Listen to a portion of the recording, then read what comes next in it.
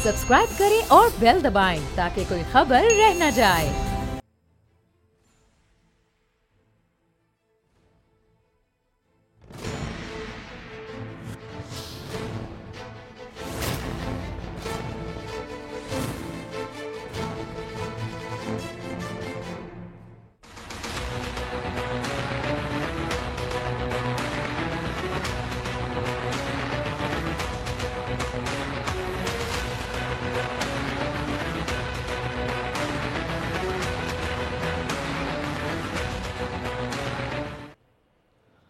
अस्सलाम वालेकुम, मैं हूं नूरुल आरफीन सिद्दीकी और आप देख रहे हैं मेरी जंग।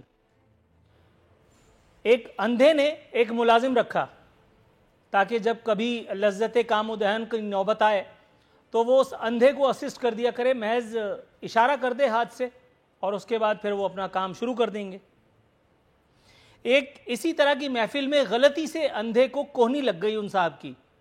अंधे ने खींचना शुरू कर दिया, घबरा करके उसने दोबारा कोहनी मारी, अंधे ने दूसरे हाथ से भी खींचना शुरू कर दिया।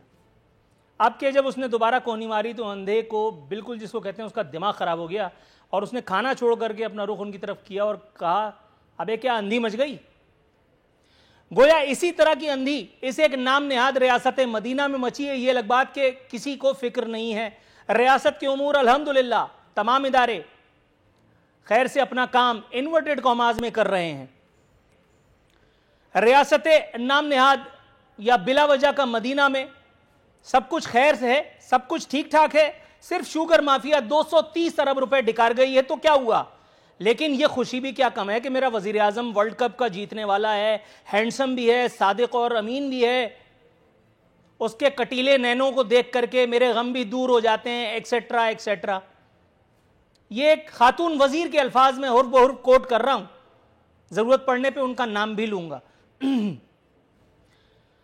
230 अरब रुपए खैर से कौम की जेब से निकाल करके और मुस्तहिकीन, इन्वर्टेड कॉमाज में मुस्तहिकीन कह रहा हूं, समझ जाइए, मुस्तहिकीन में बांट दिए गए हैं। और वाली नाम नेहाद मदीना, उनको कख नहीं पता कि बारात कहां जा रही है। एहतिसाब का मंजन बेचने वाले किसी जरूरी काम से खामोश हैं, लिहाफ ओढ़ करके सो रहे हैं, शायद इस प्रोग्राम के बाद ही जाग जाएं।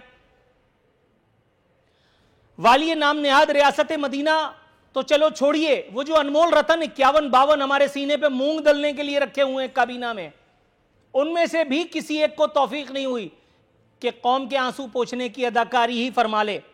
मदहोश हैं। चीनी की कीमत आज इस वक्त जब आपसे बात कर रहा हूं तो खैर से अल्लाह ताला नजरे बद से बचाए पूरे 110 रुपए हो चुकी है।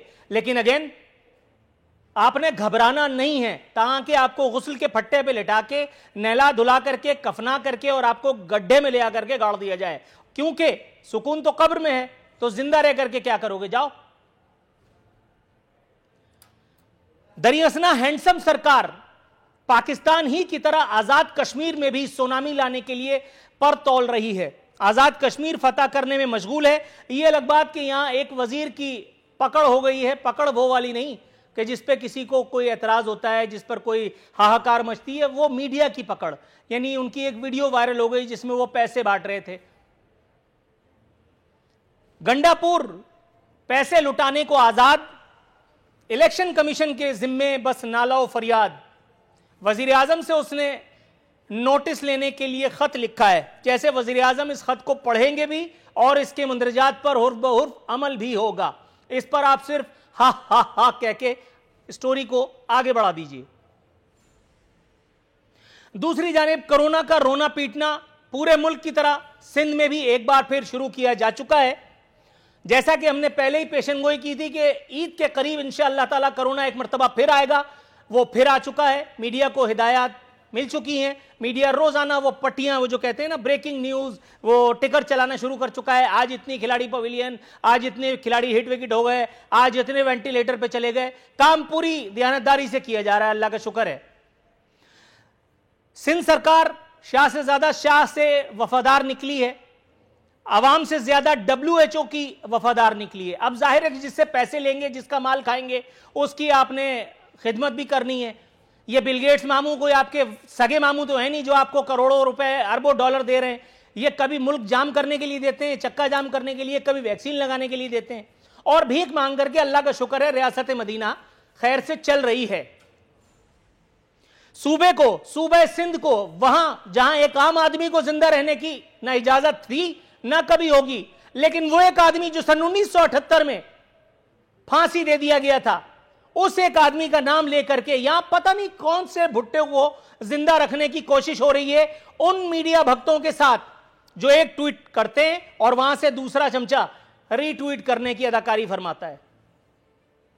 सूबे को जब मैंने कहा कि कब्रिस्तान में बदलने की अदाकारी बल्कि तैयारी पूरी हो चुकी है, तो इतना बड़ा स्टेटमेंट मैं अपने घर से तो दूंगा नहीं। आज एक नादिर शाही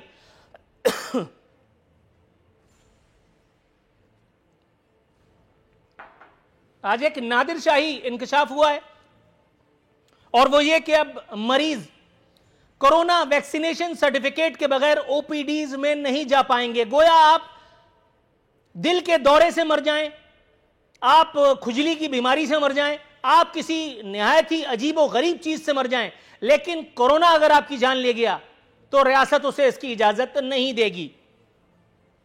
ओपीडीज में दाखिला बंद कर दिया गया है। आपको याद होगा पिछले साल जब हमने कोरोना के नाम पर इंटरनेशनल कम्युनिटी से भीख मांगना शुरू की थी, सुम्मा अल्हम्दुलिल्लाह निहायत इफ्तिखार के साथ, उस एक वक्त से मैं चिल्ला रहा हूं कि यह अस्पताल बंद करना निहायत जहालत, निहायत आजिलाना हरकत है। और यह काम उस वक्त तक किया जाता रहा जब तक इस्लामाबाद में चीफ जस्टिस की अहलिया को अस्पताल की एक रात जरूरत न पड़ गई। उसके बाद नोटिस भी हुआ और उसके बाद ओपीडीज भी खुली। अब देखना है कि अब किस बड़े आदमी को खुदा न खास्ता अल्लाह माफ करे अस्पताल की या उसके घर वालों को अस्पताल की जरूरत पड़ती है, उसके बाद फिर ये सब काम वापस होती हैं। 18वीं तरमीम के नाम पर सिंध में बदतरीन खानदानी मौरूसियत मुसल्लत है, जिसका जो जी चाहे करे, कोई पूछने वाला नहीं। वायसराय सिंध आज इस वक्त जब मैं आपसे गुफ्तगू की अदाकारी कर रहा हूं, अमरीकी आकाओं को रिझाने की कोशिश कर रहे हैं, और दूसरी जानिब वो जिनका भुट्टो जिंदा है, बिलावल भुट्टो, वो आजाद कश्मीर में खड़े होकर के नून लीग पर तबर्रा करने की अदाकारी कर रहे हैं। इंसाफ और कानून को सिंध में दाखिले की इजाजत नहीं। खैर मैं इंसाफ की दुहाई क्यों दे रहा हूं, क्योंकि वो खैर से वो मोटा, वो जिसकी वीडियो का मामला चल रहा था, वो भी जमानत पे रिहा हो चुका। तो इसके बाद भी अगर किसी पागल को इंसाफ और कानून की कोई दुहाई देनी है तो वो दे। मैं इन गधों में अपना नाम क्यों लिखवाऊं। मैं अपने मेहमानों के पास जाता हूं। आज मेरे साथ मौजूद है ज़ाला सैफी साहिबा, मेंबर है पाकिस्तान तहरीक इंसाफ से। मोहतरमा आपका स्वागत करते हैं, बहुत अरसे के बाद आप हमारे प्रोग्राम में आ रही हैं। Thank you so very much for your arrival. Sheikh Faiyazuddin Sahab Pakistan Muslim League Nawaz से, sir thank you so very much for your precious time. बहुत अरसे के बाद आपका भी रुख रोशन अल्हम्दुलिल्लाह आज मैं देखने के लिए जा रहा हूं, और थोड़ी ही देर में मेरे स्टूडियोज में नाजिल होने वाले हैं पाकिस्तान पीपल्स पार्टी से डॉक्टर सोहराब सरकी साहब। सबसे पहले हस्बे रिवायत हस्बे दस्तूर सरकार का सब्र आजमाने के लिए मोहतरमा गजाला सैफी के पास जाऊंगा। मैडम कैसी हैं आप? अल्हम्दुलिल्लाह ठीक हूँ, आप बताइए। मैं क्या बताऊं, मैं तो बता के थक गया हूं, कोई सुन ही नहीं रहा। मैडम ये पूछना था, मैं सुन, ये रियासत नाम नेहाद मदीना में वैसी ही अंधी मच गई है जैसे वो अंधे ने अंधी मचाई हुई थी। और उस वक्त तो चलो ठीक है, वो तो कोई रियासत के खजाने पे तो नहीं डाका मार रहा था। ये जो अपने फादर का माल समझ करके और 230 अरब रुपए हुज्जाज कराम की हुकूमत में मुस्तहिकीन की जेबों में चले गए हैं, और डायलॉग वही है कि घबराना नहीं है, अदाकारियां वही हैं कि नवाज शरीफ चोर था और आसिफ अली जरदारी डाकू था और मैं इमाम काबा का पोता हूं। मैडम कोई कुछ कहना चाहेंगी आप इन सब बातों के जवाब में? आपने इतना कुछ कह दिया और आप इतने जज्बात से भरे हुए अल्फाज कह रहे हैं। मेरे ख़्याल में तो कोई भी कानून से बालातर नहीं होना चाहिए और ना है। और जहाँ तक आप ये शुगर माफिया की बात कर रहे हैं, प्राइम मिनिस्टर ने हमेशा और इसके बारे में बात की है, और इनको भी उसी दायरे में रखा जाएगा जहाँ किसी और करप्ट को रखा जाएगा और रखा गया है। आप ये मत समझिए। और दूसरी ये कि खुदा के वास्ते इसको ये लफ्ज़ कहना कि रियासत बराए नाम मदीना, इतना बड़ा नाम है, रसूल करीम सल्लल्लाहु अलैहि वसल्लम का घर है, वहाँ पर उनका रोज़ा मुबारक है, वो वहाँ रहे हैं, वहाँ से उन्होंने तालीमात दी हैं। मैडम थोड़ा सा तवक्कुफ कीजिएगा, मैं आपकी तरफ आता हूँ। आपके जज्बात यकीनन, देखिए अगर नहीं, आपके जज्बात यकीनन लायक तहसीन है, लेकिन you took me very wrong, please allow me to clarify. इसलिए कि आप मेरे सवाल का जवाब देने के बजाय आप इस मौजू को कहीं और लेके जा रही हैं। मैं आपका कोशिश यही नाकाम बना नहीं, मैं नहीं ले जा रही जी। मैं आपको पहले क्लैरिफाई कर देता हूँ कि आपसे कम मुसलमान तो अल्हम्दुलिल्लाह मैं भी नहीं हूँ। आपको जिस तरह से नबी करीम सल्लल्लाहु अलैहि वसल्लम खातिमुन नबीयीन की शिफात की जरूरत पड़ेगी, मैं भी उन्हीं गुनाहगारों में हूं जो पता नहीं लाइन में मेरे ख्याल सबसे आखिरी आदमी ही होगा, लेकिन उनकी शफात के बगैर मेरा भी कुछ नहीं होना। तो इसलिए आप उस तरफ मत जाइए, इसलिए कि वहां उस एक मामले पर बोलने के लिए मेरे पास 1 घंटा भी कम पड़ जाएगा। 1 घंटा भी कम पड़ जाएगा। मैडम काइंडली 230 अरब रुपए पे आइए। अगर आप मुझे इजाजत देखिए, मैं आपको यही कह रही हूँ कि ये अक्रॉस द बोर्ड है और इसका प्रॉमिस किया गया है और ये पूरा होगा। मगर जहाँ तक अभी आपने ये खबर दी कि वो जो गुंडा जो पकड़ा गया था 2 दिन पहले और उसे रिहा किया गया है, उस पे मुझे बहुत तशवीश हुई है इस वक्त, और यकीनन इसको कंडेम करेंगे हम, और उसको वापस बंद करवाया जाएगा जब तक कि वो उसकी तो जमानत भी नहीं होनी चाहिए। थोड़ा सा तवक्कुफ कीजिएगा मैडम, क्योंकि आप डायरेक्ट उस एक गुंडे पे चली गई। मैं बहुत सारे और गुंडों की बात कर रहा था, आपने बस ये कह के टरखा दिया। सारे गुंडे अक्रॉस द बोर्ड, सारे देखो भाई, सारे गुंडे अक्रॉस द बोर्ड, चाहे वो जिस तरह से भी अवाम को या उनकी किसी भी इंटेग्रिटी को या उनको गुर्बत की लकीर से नीचे ले मैडम आपके ख्याल में 3 साल कम पड़ते हैं शुगर जो कमीशन है उसकी रिपोर्ट पर अमल दरामद में?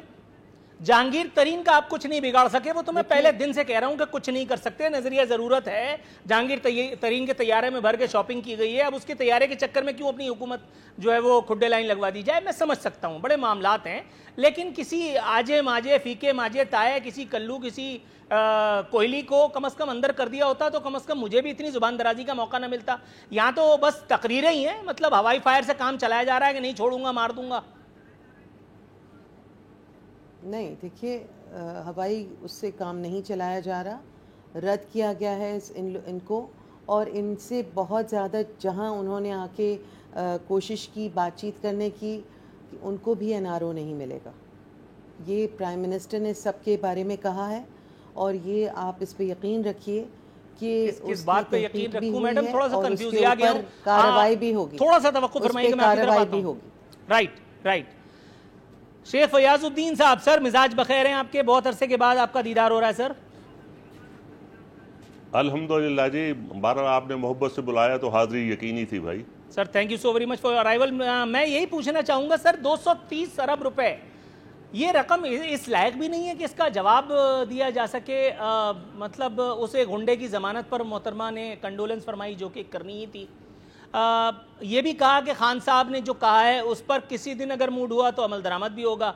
लेकिन सर हैं कवाकिब कुछ नज़र आते हैं कुछ, आपको भी कहीं ये गलत फहमी तो नहीं कि 230 अरब रुपए में से सिंपल 230 रुपए कौमी खजाने में वापस जमा कराए जा सकेंगे? सदीकी भाई, जहां तक इस बात का, प्लीज गो ऑन, मैं सुन रहा हूं। सदीकी भाई, जहां तक ये माफियाज के खिलाफ बात करते हैं तो ये खुद माफियाज के वाली हैं। जब से ये हुकूमत आई है इस मुल्क में इसकी हुकूमत कम और माफियाज की हुकूमत ज़्यादा है। पेट्रोल माफिया हो, मेडिसन माफिया हो, या शुगर माफिया हो, या वो बिजली माफिया हो, ये आप देख लें 3 साल से क्या हो रहा है। एक आम होलसेलर के पास अगर 10 बोरी शुगर निकल आती है और वो गवर्नमेंट के मुकर्रर रेट से ज़्यादा बेचता है तो वो जेल में होता है। ये लाखों बोरियां पड़ी हैं। आपको शहजाद अकबर साहब का वो प्रेस कॉन्फ्रेंस भी याद होगी जिसमें उन्होंने कहा था कि हमने इनके साथ मीटिंग करके इन्हीं के शराइत पे 85 रुपए किलो चीनी का रेट मुकर्रर किया है, और इस पे इमरान खान साहब ने टीवी पे आके मुबारकबाद दी थी अपनी टीम को। वो कहाँ गई मुबारकबाद? आज वही 85 रुपए किलो वाली 110 रुपए किलो बिक रही है और कोई पूछने वाला नहीं है। आप मिलों के गोदामों में जाएं, लाखों बोरियां पड़ी हैं। ये शुगर माफिया का खुद एजेंट है। इन्होंने उनके खिलाफ कुछ भी नहीं करना, अवाम की जेब पे डाका डालना है, और वो डाका मुस्तकिल डालते जा रहे हैं। आप ये देखिए, आप जो गाड़ियों की कीमतें 2 से 4 लाख रुपए कम कर दी है। इनको यह खौफ खुदा नहीं आता कि गाड़ियां कौन लेते हैं। आप ट्रैक्टर की कीमत कम करें ताकि एक गरीब किसान जिसकी 12 एकड़ जमीन है वो बैंक से कर्जा लेकर ट्रैक्टर लेता है, उसकी कीमत कम करें। आप खाद की कीमत कम करें। आपने गाड़ियों की कीमत कम करके जो ऑटोमोबाइल माफिया है उसको एक किस्म की आपने छूट दे दी है कि फिर लूटो। सर थोड़ा सा तो तवक्कुफ अगर आप फरमाएं तो मैं आपकी इसी बात को लेकर के आगे जाऊंगा। सोराब सरकी साहब मेरे सामने खड़े हुए हैं, बैठने की अदाकारी करना चाह रहे हैं। आप विंडो स्प्लिट करो, मैं यही कह रहा हूं आपसे, करें आप। जी डॉक्टर साहब आप आइए, तशरीफ रखिए। शेख फयाजुद्दीन साहब, सर आपका नुक्ता तो खैर तकरीबन करीब कन्वे हो ही चुका है, लेकिन अगर इस पर मोहतरमा गजाला सैफी साहिबा से जवाब नहीं लिया तो मेरा नहीं ख्याल है कि कोई जस्टिफिकेशन बन सकेगी। ऐसा लगेगा मुझे भी फिर सोशल मीडिया पे कह दिया जाएगा कि मैं पटवारी हूँ। जी मैडम गजाला सैफी साहिबा, बहुत संगीन इल्ज़ाम आयद किया है शेख फयाजुद्दीन साहब ने, तरदीद फरमाइएगा। देखिए मैं ये समझती हूँ बुज़ुर्ग हैं और हम इनकी रिस्पेक्ट करते हैं, मगर हमेशा एक्यूजेशंस लगाने से पहले सबको अपने गिरेबान में झांकना चाहिए। और जो गिरेबान वैसे ही खस्ता हाल हो और जहाँ पे बात वहाँ तक पहुँची हुई हो कि जो कॉन्विक्ट है वो अपनी तमाम रसूमात के साथ दूल्हा बनकर, आपके अल्फाज इस्तेमाल करूँगी, दूल्हा बनकर लंदन में किसी महल में बैठे हुए हैं और इस बात का इंतज़ार कर रहे हैं कि उनको मिठाई कब खिलाई जाएगी। मेरे ख़्याल में आप अगर इस वक्त मुझे वाकई मौका ना देते तो आपका उन्हीं में शुमार होता जिस पे आप चाह रहे थे कि आपका शुमार ना हो। मगर असल बात यह है कि मैं ये समझती हूँ कि जब एक अक्रॉस द बोर्ड बात हुई है कि अक्रॉस द बोर्ड चाहे कंडक्ट किसी का भी हो, with in the party lines भी अगर हो, इनको इस बात पे भी एतराज़ होता है कि बार बार वज़रा के तबादले एक से दूसरी जगह क्यों किए जाते हैं, क्या आपको अपने वज़रा पे एतबार नहीं है? ऐसी बात नहीं है। हर कदम फूंक के चला जा रहा है और कोशिश ये नहीं की जा रही। बिकॉज जब पार्टी में लोग दाखिल हो रहे थे तो कहा जाता था कि अब ये ड्राई क्लीन होके आ रहे हैं। तो प्राइम मिनिस्टर जो उस वक्त चेयरमैन थे पार्टी के, तो उन्होंने कहा था कि मैं क्या लोग आसमान से खलाई मखलूक लेकर आऊँ अपनी पार्टी में? वही लोग जो इस माशरे का हिस्सा हैं, जो सियासत का हिस्सा हैं, उन्हीं को मैं अपनी सियासत में शामिल करूँगा। अब जाहिर बात है जिनको आदतें पड़ी हों बुरी, चाहे वो कोई भी हो, चाहे वो कोई भी हो। राइट मैडम, आपका नुक्ता तो कन्वे हो गया, लेकिन आप देखिए कितनी खूबसूरती से मैंने अपने आप को पटवारी नहीं होने दिया, वरना मुझे पता था कि मुझे भी नून लीगी आप पटवारी और पता नहीं क्या क्या शुमार कर लिया जाएगा। डॉक्टर सोहराब सरकी साहब, पाकिस्तान पीपल्स पार्टी के सीनियर रहनुमा, हमारे साथ स्टूडियोज में तशरीफ फरमा हैं। डॉक्टर साहब thank you so very much for your arrival. Sir हम गुफ्तगू करने की अदाकारी कर रहे थे या कोशिश कर रहे थे, उस 230 अरब रुपए का रोना हम रोने की कोशिश कर रहे हैं कि जो अवाम की जेब से निकाल के शुगर माफिया को मुंतकिल कर दिया गया है, लेकिन रियासत नाम नेहाद मदीना में किसी के कान पर जूं नहीं रेंगती। एहतसाब का मंजन बेचने वाले भी खामोश हैं, वाली मदीना और अनमोल रतन भी मदहोश हैं। क्या फरमाना चाहेंगे? सर बिल्कुल, आप बिल्कुल सही फरमा रहे हैं और एक उन्होंने स्टैंड लिया था। आपको पता है कि जहांगीर तरीन के ख़िलाफ़ उन्होंने पूरी एक इंक्वायरी कंडक्ट की, लेकिन आपने देखा कि वो भी सारा जब आया बजट का मामला तो वो सारा गोलमोल हो गया। रियासत मदीना नहीं है, ये वही जो है पुराना पाकिस्तान वही चल रहा है, बल्कि उससे भी बदतरीन सूरत हाल हो गई है और उन्होंने बिल्कुल उसको सर्द खाने में डाल दिया है। बिल्कुल आप सही फरमा रहे हैं और जो भी काम करेगा, पहले भी तारीख भरी हुई है, जिसने सियासतदान ने या जिस पार्टी ने जो काम किए हैं वो उनका हमेशा पीछा करते रहेंगे। और इनका तो रियासत मदीना की बात करते थे, लेकिन उसके बावजूद आपने देखा कि जब उनका अपने किसी बंदे का कोई मसला आया तो उसको बिल्कुल उन्होंने, शेख रशीद के अल्फाज तो आपने सुने थे, छोड़ें, दफ़ा करें, बंद करें, इंक्वायरी में देर क्यों कर रहे हैं, और वो सारे मामलात आपके सामने बिल्कुल वो टीका भी लग गया। और इस तरह की बहुत सारी बातें जो नाराज़ हो रहे हैं और ये कह रहे थे कि हम तब्दीली लेकर आएंगे और ऐसी तब्दीली लेकर आएंगे कि आप देखेंगे कि यूरोप भी भूल जाएगा। लेकिन ये तब्दीली ऐसी आई है जो पहले पुराने पाकिस्तान में भी कभी हमने ऐसी नहीं देखी थी। मैडम अब मैं आप ही की तरफ आता हूँ, ये मुझे बताइएगा, चीनी की कीमत जैसा मैंने बताया खैर से 110 रुपये अल्लाह नजर बस से बचाए पहुँच गई है। 3 साल में 110 तो हो गई है। अच्छा 100 रुपए, चलिए 10 रुपए मैं आपके कहीं से जहाँ से आप बताएंगे मैं वहाँ से लूंगा। 10 रुपए का मुझे भी कम से कम बढ़ा रहे हैं ना आप तो। अच्छा 10 रुपए चलिए आपने बैठे बैठाए कम कर दी, ये भी आपकी मेहरबानी है, वरना आप चाहती हैं तो आप इसको 95 रुपए भी कर सकती थी, लेकिन मैं आपका मशकूर हूँ, शुक्रगुजार हूँ कि आपने 100 रुपए तक ही जहमत उठाई। पूछना ये था कि 100 रुपए अहमियत नहीं रखते? अपना घर तो 2 लाख रुपए में नहीं चल रहा, हालांकि घर 2 लाख रुपए में तो नहीं चल रहा होगा, एक अंदाजा लगाने की कोशिश कर रहा हूं मैं, लेकिन खैर से 3 सालों में कीमत 100 रुपए पे चली गई है। अब बकिया 2 साल में क्या समझें कि 150 रुपए तक इंशाअल्लाह ताला पूरी कोशिशों से आवाम के जिसको कहते हैं दुख दर्द का साथी बनते हुए 150 रुपए तक कीमत कर देंगी या नहीं? देखिए, मैं आपसे सिर्फ ये कहना चाहती हूँ कि किसी भी कमोडिटी की प्राइस बैलेंस्ड होना और आम लोगों तक पहुँचना एक सही कीमत पे एक अहम जिम्मेदारी हुकूमत की, मगर जब इतनी डिस्पैरिटी ऑलरेडी क्रिएट हुई हुई है, जहाँ पे इतना ज़्यादा फ़र्क हो इंसानों की ज़िंदगियों के दरमियान, और ये पिछली हुकूमत के अंदर अब ये बात होगी, बात निकलेगी तो ज़रूर वहाँ तक जाएगी, क्योंकि जब डिस्पैरिटी होती है मिडिल क्लास को गायब किया जाता है, जब मिडिल क्लास नहीं रहती और सिर्फ अपर क्लास और लोअर क्लास रह जाती है, तो ना माशरे के अंदर हर कस्म का डिसबैलेंस होता है।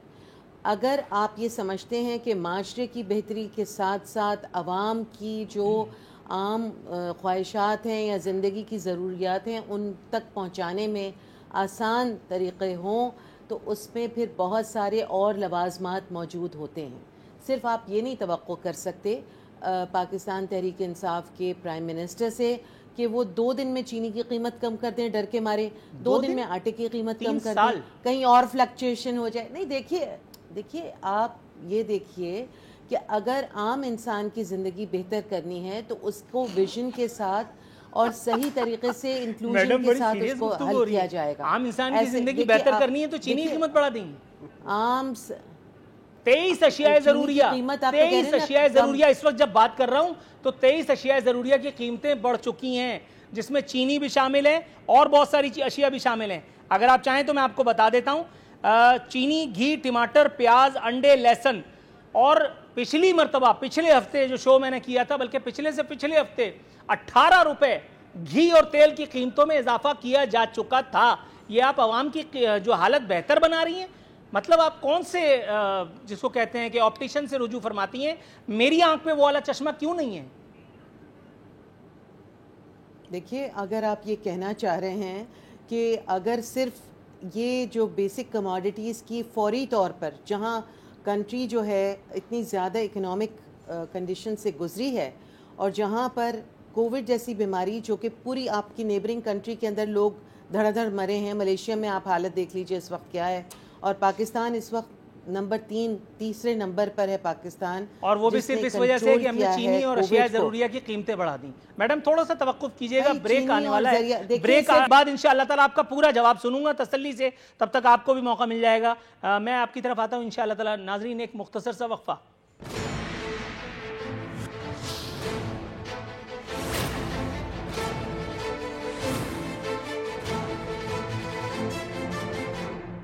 वेलकम बैक नाजरीन, बस्तूर हमारे मेहमान हमारे साथ मौजूद हैं। मोहतरमा गजाला सैफी साहिबा। मैडम, इनजस्टिस ना हो इसलिए आपको पूरा मौका दिया जाता है अपनी वजाहत पेश करने का। देखिए, मैं ये समझती हूँ और हमारी गवर्नमेंट का जो स्टैंड है वो ये नहीं है, और ये आप इस पे गलतफहमी का शिकार ना हो। आवाम के मसाइल को हल करने के लिए प्राइम मिनिस्टर इमरान खान रोज़ाना सुबह से लेकर शाम तक अपने ऑफिस में, मीटिंग्स में और सल्यूशंस फाइंड करने की कोशिशों में लगे हुए हैं और कोशिश की है। इस दफ़ा का बजट आप देख सकते हैं, एक विजनरी बजट है, और हमें जो चीज़ें जो हैं जैसे बेसिक कमोडिटीज़ हैं, शुगर है, आटा है, दालें हैं, घी है, चाय है, इन सब की यकीनन कीमतें कम होनी चाहिए आम लोगों तक पहुंचाने के लिए, आम लोगों की ज़िंदगी सहल करने के लिए। मगर जहाँ तक एक बिगर विजन का ताल्लुक़ है, उसके अंदर सिक्योरिटी, बेहतर education, health resources, health card, पहले कभी किसी ने इस तरह से हेल्थ कार्ड नहीं फराहम किया कि आप 10 लाख तक फ्री हेल्थ सर्विसेज ले सकते। मैडम, थोड़ा सा तवक्कुफ कीजिएगा क्योंकि ये मौजूद फिर ड्रैग हो जाएगा। 100 रुपये, 1 मिनट, 100 रुपये जो आप चीनी, मैं वहीं रहूँगी, आप फिक्र ना करें, चीनी कहीं नहीं जा रही है। 100 रुपये जो चीनी का आपने जो जिक्र किया है, उसकी कीमत को जो आप कर रहे हैं इधर उधर, मगर इम्पॉर्टेंट काम क्या है कि कल जनाब प्राइम मिनिस्टर डर के और चीनी की कीमत 5 रुपए कम कर दें, अवाम खुश हो जाएगी और अवाम के ऊपर और 10 चीज़ें मुसल्लत कर दी जाएं। देखिए, आपको पता है कि पेंडेमिक के बाद और पेंडेमिक से पहले हमारे मुल्क के अंदर किस किस्म की इकोनॉमिक कंडीशंस थी। मुल्क कहाँ पे था, बिल्कुल डाउन ट्रॉडन, नीचे गड्ढे में, गड्ढे से निकाल के ऊपर खड़ा किया है, अभी बिल्कुल ऊपर नहीं आया है। तो आप मैडम देख लीजिएगा, थोड़ा सा और ऊपर न चले, वरना फिर लोग कहेंगे थोड़ा सा नीचे लाओ भाई। बनने के अच्छा, लिए थोड़ा सा तवक्कुफ कीजिएगा, मैं आपकी तरफ आता हूँ। लेकिन आपने जो अपनी गुफ्तगू में इंतहाई खौफनाक एक इंतबाह किया है, ये बहुत मुश्किल बात है। पिक करके राइट, ये आपने अपनी गुफ्तगू में बहुत एक खतरनाक पहलू की तरफ तंबीह की है, हमारी तवज्जो दिलाई है कि वज़ीर आज़म दिन रात अपने ऑफिस में बैठे हुए चीनी की कीमतें कम करने की कोशिश कर रहे हैं। देख लें मैडम, कहीं खुदा न खास्ता गलती से कीमत कम हो ही ना जाए। जी शेख फयाजुद्दीन साहब, सर हुकूमत की कमिटमेंट भी है, विजन भी है वज़ीर आज़म मौसूफ का, लेकिन उसके बावजूद ये माफिया इतना तगड़ा है कि कोई भी काम हो नहीं पा रहा आवाम की हमदर्दी और हिमायत में। सर क्या किया जाए, आप बताइए। मैं तो आप दोनों की गुफ्तगू से महसूस हो रहा था, मेरी छोटी बहन भी जो कह रही थी और जो जवाब दे रहे थे, तो बहरहाल हकीकत तो ये है भाई, जब आप लोटों को अपने साथ बिठा लेंगे, जब आप पंजाब के सबसे बड़े डाकू को पंजाब हवाले कर देंगे, जब आप जिसको आप चपड़ासी नहीं बनाना चाहते थे उसको वजारत दाखिला दे देंगे, जब आप भत्था माफिया को वजारत कानून दे देंगे, जो भत्था माफिया ये एमक्यूम को फरमाते थे ना, उनको वजारत कानून देंगे, तो कानून की हुक्मरानी कहाँ आएगी इस मुल्क में। जब से ये आए हैं, आप महंगाई देखें कितनी बढ़ गई। हमारे खित्ते में सबसे ज़्यादा महंगाई हमारे पाकिस्तान में है। खित्ते में सबसे ज़्यादा ट्रांसपेरेंसी इंटरनेशनल की आपने रिपोर्ट देखी, करप्शन में हम तरक्की कर रहे हैं। ये हमारे वज़ीर आज़म का विजन है कि करप्शन में तरक्की की जाए। इसी तरह आप ये देख लें कि जो भी ये काम कर रहे हैं ये उल्टी तरफ जा रहे हैं, माकूस तरक्की हो रही है। तरक्की आगे की तरफ नहीं, पीछे की तरफ जा रही है। पता नहीं पीछे कहाँ जाके रुकेगी। मैं तो खुदा से दुआ करता हूँ कि अब हश्र उठा दे। गरीब आदमी की ज़िंदगी इतनी अजीरन हो गई है कि लोग अपने बच्चों को गुर्बत से तंग आके नहरों में फेंक रहे हैं। आपने भी सुना होगा ये मेरे अपने इलाके की ये बात है। तो ये तो भैया माफियाज की हुकूमत है, ये तो बथा माफिया की हुकूमत है, ये तो पंजाब के डाकुओं की हुकूमत है, ये अवाम की हुकूमत नहीं है। और अवाम ने इनको जवाब दे दिया है, ये नहीं कि अवाम ने इनको जवाब नहीं दिया। KPK में 5 सीटें उन्होंने छोड़ी हैं, जो इनकी छोड़ी हुई थी 5 की 5 ये हार गए हैं। हुकूमत भी इनकी थी और सीटें भी इनकी थी, 5 की 5 सीटें ये हार गए हैं। ये अवाम का जवाब है। Right sir. और जहां सिंध में इनकी हुकूमत नहीं थी, उनको जिल्लत में शिकस्त का सामना करना पड़ा। सर ये मुझे बताइएगा, इस एक वक्त में मैडम ने जो गुफ्तगू फरमाई, आपने मेरे ख्याल है आपने वो भी सुनी, मेरे सवालात वो भी बिल्कुल रोज़ी रोशन की तरह से आया हैं। लेकिन मैडम को मैं किस तरह से कन्विंस करूं, हुकूमत को किस तरह से कन्विंस किया जाए कि रिलीफ जब तक लोअर लेवल तक नहीं आएगा, जब तक आवाम को अशियाए सर्फ की कीमतें कम होती नहीं दिखेंगी, तब तक एक आम आदमी को राहत नहीं मिलेगी। गाड़ियों की कीमतें कम करने से गरीब का भला नहीं होता। सर किस तरह से समझाया जाए? सर बात यह है कि मैं आपको एक गुजारिश करूं कि ये कह रहे थे कि हमारे पास बहुत बड़ी टीम है। टीम ये है कि जो भी मतलब रिटायर खिलाड़ी हैं, 4 दफ़ा तो इन्होंने चारों हमारे जो हैं फाइनेंस मिनिस्टर तब्दील किए हैं, अभी भी लेकर आए, वो भी हमारा पाकिस्तान पीपल्स पार्टी का। ये सारे जितने भी खिलाड़ी हैं सब रिटायर खिलाड़ी हैं। और अभी आप मियां दाद को जाकर T20 खिलाएं या वनडे खिलाएं, तो वो तो पहले तो बहुत अच्छा प्लेयर रहा है, लेकिन ये सारे रिटायर, इनसे कुछ भी नहीं होगा। इन्होंने पूरा बेड़ा गर्क कर दिया मुल्क का। और अब ये कहते हैं कि हम अच्छाई की तरफ जा रहे हैं, कोई अच्छाई की तरफ नहीं जा रहे हैं। दिन ब दिन हालात बिगड़ते जा रहे हैं, महंगाई आपके सामने है। और ये पता नहीं कह रहे थे कि 90 दिन में ये कर देंगे, वो कर देंगे, 3 साल। लेकिन यह है कि बिल्कुल मेरे भाई ने सही फरमाया, पूरे पाकिस्तान में हुकूमत होते हुए उनको बुरी शिकस्त हुई है और लोगों ने इनको जवाब दे दिया है। और ये आगे भी मुझे कोई इनसे अच्छाई की उम्मीद नज़र नहीं आती। अब बात करते हैं कि हम तब्दीली 22 साल, वो एक ज़माना था आरफिन भाई, जब शहीद जुल्फ़िकार अली भुट्टो जब आए सियासत में, तो वो पूरी टीम अलहदा नहीं लेकर आए थे। अब ये पुराने वही लोग हैं, घिसे पिटे लोग हैं, खुसरो बख्तियार हो गए। जो भी देखें आप, कैबिनेट देखें पूरी, ये तो ये कहते थे कि मैं कोई 20-25 से ज़्यादा जो है वो वज़रा नहीं रखूँगा। इन्होंने तो पूरा मियाँ नवाज शरीफ का, पाकिस्तान पीपल्स पार्टी का भी रिकॉर्ड तोड़ दिया वज़रा रखने में। और जिस तरह ये रोज़ वज़ीर तब्दील हो रहे हैं, उनसे पूछते हैं तो ये कहते हैं हम खिलाड़ी तब्दील कर रहे हैं, और उससे भी कोई अच्छाई नज़र नहीं आती। और आगे भी मेरे ख्याल में मैं नहीं समझता हूँ कि इस हुकूमत से कोई उम्मीद अच्छी रखी जा सकती है, क्योंकि इनके पास और मीटिंगें करते हैं और बिल्कुल मैं भी जाता हूँ, आप यकीन करें हमारे खुद जो है पूरे जो सेक्रेटरीज हैं सिंध गवर्नमेंट के, जब भी जाते हैं तो वो आजकल तो जूम पे बैठे हुए हैं 3-3, 4-4 घंटे पता मैडम ये मुझे बताइएगा, मैडम ये मुझे बताइएगा, अली अमीन गंडापुर साहब, उनका जो मामला है उसके साथ साथ एक और हैं मौसूफ, क्या नाम है इनका, तनवीर इलियास, आज़ाद कश्मीर में, इन्हें भी तहरीक इंसाफ का ATM फरमाया गया है। वज़ीर आला पंजाब के मुशीर बराए सरमायाकारी, मुआविन खुसूसी बराए सरमायाकारी हैं, इन पर भी एक बहुत ही अजीब सा केस है, उसकी तफसीलात में मैं आपके सामने तो नहीं जा सकता। गंडापुर साहब पर तो तबसरा आप लेकिन फरमा ही सकती हैं इस हसना में। गंडापुर साहब ने अगर कोई ऐसा गैर जिम्मेदाराना स्टेटमेंट दिया है तो उसमें कितनी मैडम पैसे दिए, स्टेटमेंट वाला दौर गया, अब तो पैसे दिए कैश नहीं, पैसे आप ये जो नहीं, मैं देखिए जब तक कि ये इस तरह से एक स्क्रीन पे कोई चीज़ कह दी जाए और पैसे दिखे, इनके यहाँ तो पैसे नोटों की गड्डियाँ बटते हुए देखी गई थी, वीडियो बने थे जी इनके इलेक्शन कैंपेन के अंदर, नोटों की गड्डियां बाकायदा लेके और बांटी जा रही थी और वो बाकायदा इलेक्शन, तो यानी स्कोर सेटल करने की ये कोशिश थी, ये समझ लीजिए। मैं बात करना चाहती हूँ आम लोगों के हालात की बेहतरी के हवाले से कि बड़े शहरों का एक शख्स की डेवलपमेंट के ऊपर 5 से 7 लाख रुपए का खर्चा आता है, जबकि छोटे शहरों की और छोटे गाँव और कस्बों की एक पर्सन की, एक बंदे की, एक आदमी की डेवलपमेंट के लिए 5,000 रुपये खर्च होते हैं।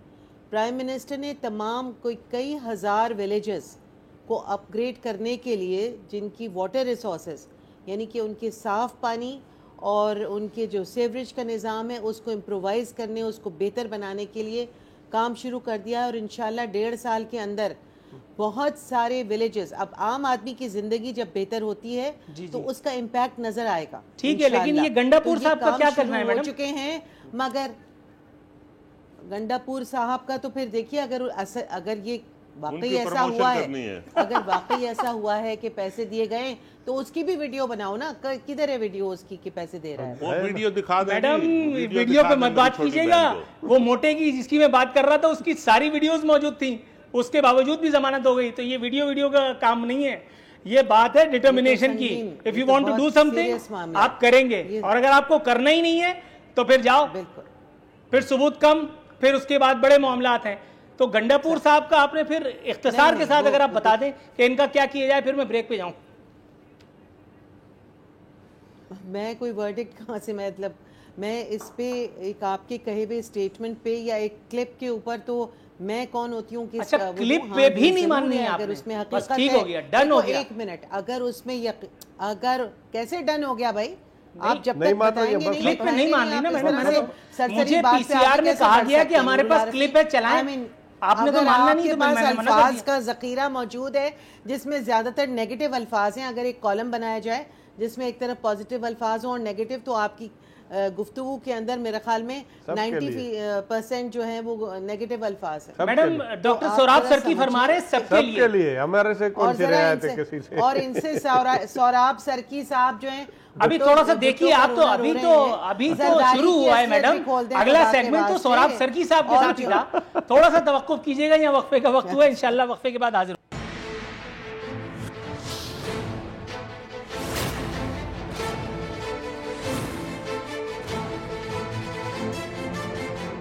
वेलकम बैक नाज़रीन, इख्तितामी लम्हा शो के आन पहुँचे हैं। कोरोना का रोना पीटना फिर एक मरतबा शुरू हो चुका है, हस्ब तवक्को वही सब कुछ हो रहा है जिसकी प्रेडिक्शन की जा चुकी थी। सिंध सरकार ने एक और अलटप काम किया है जिसकी नज़ीर सिर्फ सिंध वालों से ही मिलती है। इसके अलावा और कोई दुनिया में इतना इंटेलेक्चुअल, इतना अक्लमंद नहीं है जो इस किस्म की ऊल जलूल हरकतें कर सके। डॉक्टर सोराब सरकी साहब, सर बड़ा हैवी चार्ज लगाने जा रहा हूँ मैं, सूबे को कब्रिस्तान में बदलने की तैयारी कर ली है आपकी सरकार ने, और वो क्यों? वो इसलिए कि अब ओपीडीज में अगर किसी मरीज को कान में, दांत में, किसी जगह दर्द है, कोई मसला है, जब तक वो कोरोना वैक्सीनेशन सर्टिफिकेट नहीं दिखाएगा, मेरे सरकार का हुक्मनामा जारी हुआ है कि उसको ट्रीट नहीं किया जाएगा। सर, कुत्ते के कांटे की वैक्सीन आप नहीं दे सकते, मैं समझ सकता हूं, लेकिन एक आम आदमी जिसके पास जेब में पैसे हों या उधार करके वो इलाज कराए, उससे इलाज मुआवजे की सहूलियत छीनने का वायसराय सिंध को, बिलावल साहब को, आपको क्या हक है? अरफिन भाई, बात यह है कि हम ये पूरी कोशिश कर रहे हैं कोरोना के हवाले से। आपने बिल्कुल, आपका मौक़िफ़ भी सही है। हमने उसमें टाइम भी दिया है कुछ के शायद गालबन अगस्त तक जो है वो सब वैक्सीन लगवाएं। हम पूरी कोशिश कर रहे हैं, लेकिन बदकिस्मती से लोग जो हैं वो इस तरफ नहीं आ रहे हैं। मैं आपको बता दूं, मैं इस वक्त चेयरमैन स्टैंडिंग कमेटी हेल्थ भी हूं और कोरोना के हवाले से बहुत सारी चीज़ें अपने ज़िले के अंदर, पूरे सूबे के अंदर इसको मॉनिटर भी कर रहा हूं। और अल्हम्दुलिल्लाह मैं तो ये कहूँगा कि हम ये कहें कि हमारी कारकर्दगी है, लेकिन अल्लाह ताला ने बहुत बड़ा एहसान किया है पाकिस्तान के ऊपर, और वो कुदरत की तरफ से एक सर अल्लाह ताला ने सुम्मा अल्हम्दुलिल्लाह जो एहसान किया था उसका क्रेडिट हमारी हैंडसम सरकार भी अल्लाह मियां को देने के लिए राजी नहीं है। वो कह रही है कि ये हमारी हैंडसमता है कि जिसकी वजह से हम पिछली दफा बच गए थे, और इस मर्तबा अब आप लोग जो है वो नंबर ले जाने के चक्कर में सर मैं अगेन वही घूमूंगा। ओपीडी से रोकना, इससे बड़ी जल्लादी, इससे बड़ी सफाकी क्या हक है भुट्टो वालों की सरकार को? बिल्कुल आप सही फरमा रहे हैं। बिल्कुल, जैसे अगर ये आप कह रहे हैं कि इस तरह का है तो इसमें इंसान है, हमने तो उनकी अच्छाई के लिए। आप चेयरमैन स्टैंडिंग कमेटी और हेल्थ है, आपको नहीं पता? नहीं, मुझे ये पता है। तो फिर आप लिखत में दीजिए, बिलावल साहब को एहतजाज कीजिए। नहीं, मैं बिल्कुल मैं आपको बता रहा हूँ, मैं आपके चैनल से ये कह रहा हूँ कि हम ये कोशिश करेंगे। उन्होंने अगर चीफ मिनिस्टर ने किसी ने दी है ये टाइम, इसको बढ़ाएंगे। और हमें ये आपके चैनल से ये मैं कहता हूँ कि पूरे पाकिस्तान का सॉल्यूशन ये है कि सब वैक्सीन करवाएं अपने आप को। सर वैक्सीन के ऊपर बड़े मामलात हैं। अब मैं वैक्सीन पे आना नहीं चाहता था, लेकिन अब मैं आ ही जाता हूं। सर सिंध हुकूमत की रखी हुई गंदम की बोरी में से रेत बजरी गिरती है, उसकी वैक्सीन, उसमें अदरक लेमू का पानी है, वो सिकंजमीन ठोक रहा है मुझे, या वो किसी और मर्ज की दवा मुझे लगा रहा है, इस बात की गारंटी कौन देगा? I don't trust.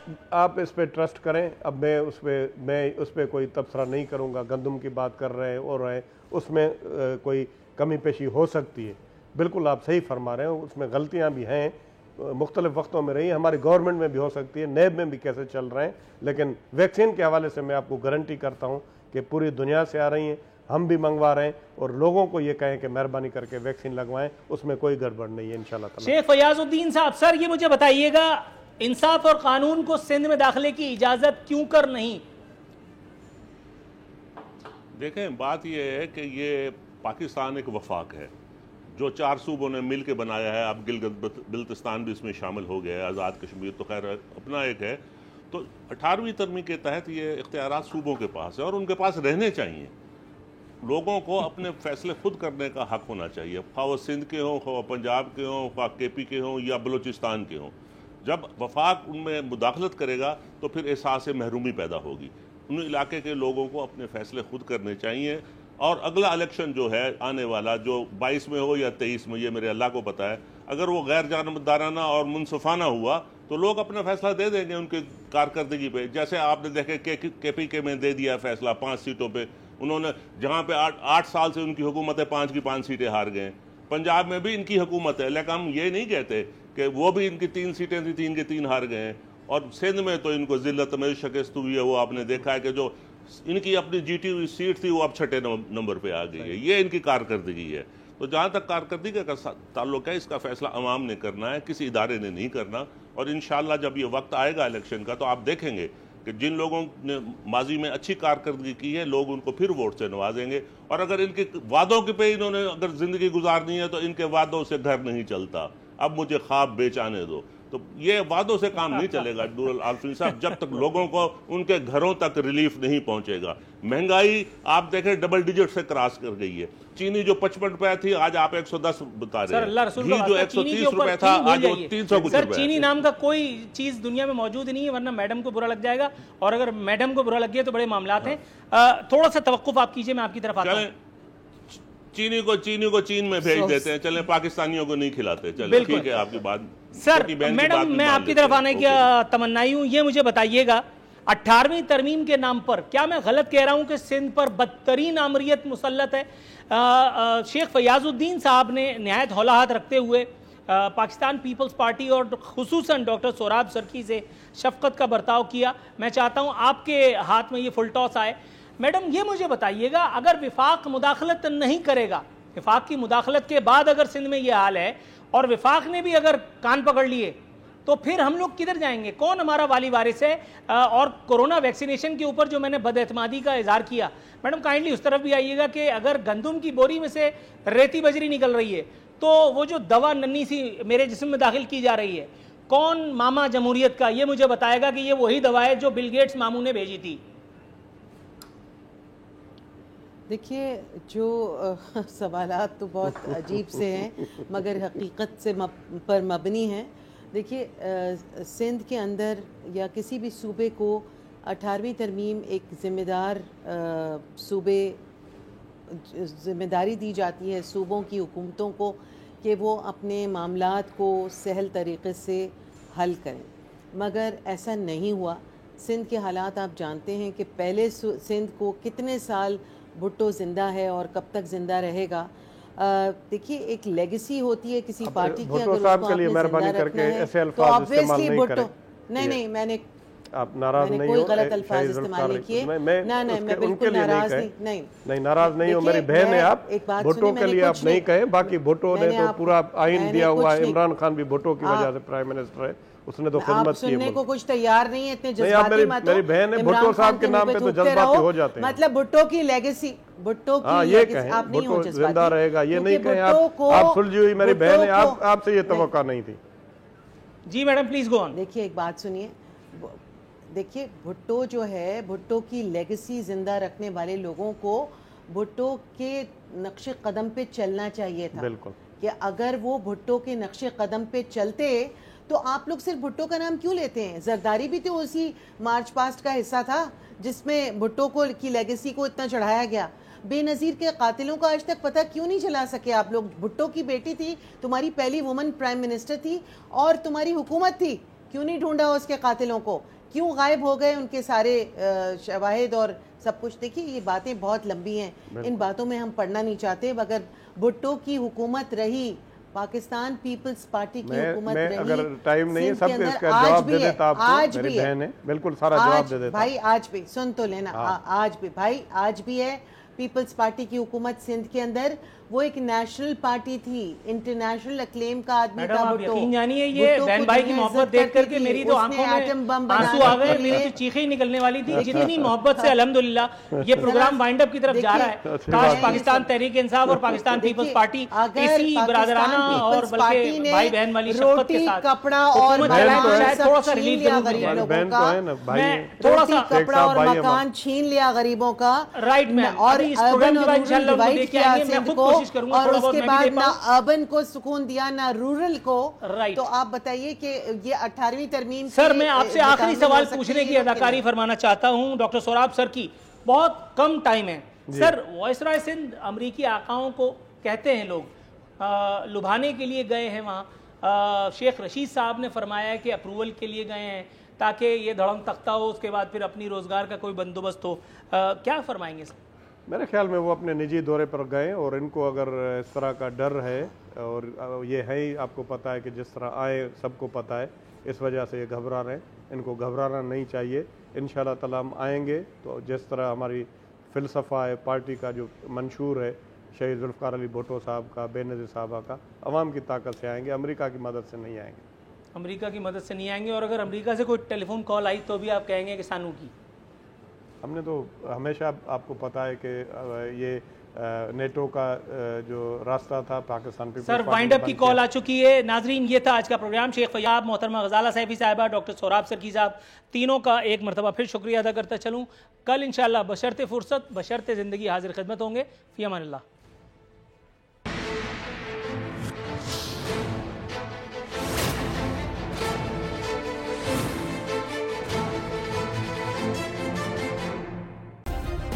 सब्सक्राइब करें और बेल दबाएं ताकि कोई खबर रह न जाए।